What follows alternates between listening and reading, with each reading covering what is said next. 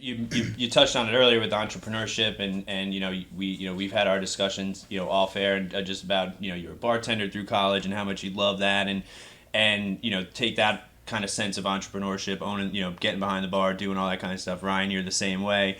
I mean, how much does that translate into you? Okay, getting into the mortgage business, I'm getting an investment property. I'm seeing there's a niche in the market. Guys that are doing the things that I'm trying to do aren't getting financing now.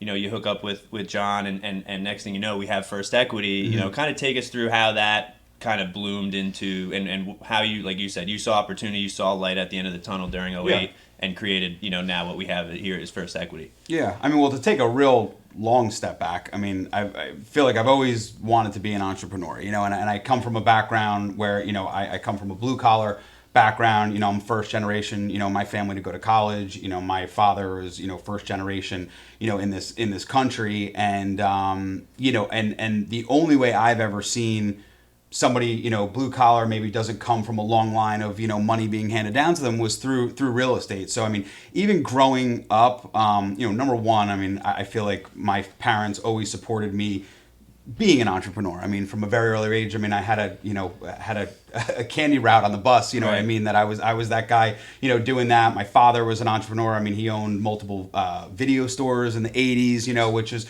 and he was someone who didn't have like a formal background, but wasn't, afraid to give something a try. So I feel like I've always had that kind of upbringing, that mindset to, not be afraid to try different things.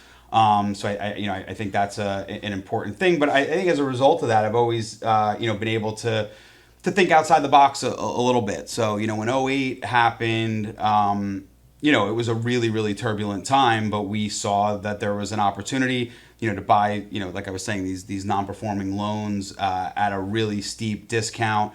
A lot of the big banks didn't know how to work through the foreclosures. And New Jersey being a judicial state, it was really tough to kind of manage that stuff. So you had to take a really hands-on approach.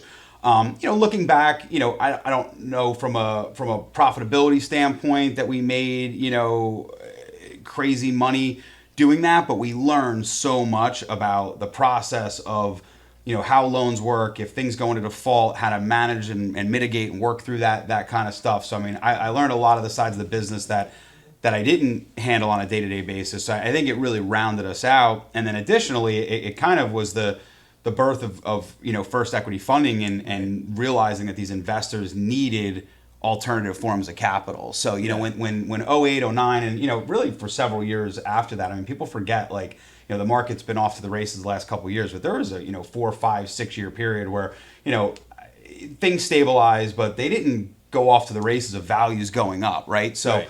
And there was a lot of foreclosure inventory. And again, especially in a state like New Jersey, there was this backlog of foreclosures because it took, banks forever to kind of work through the process.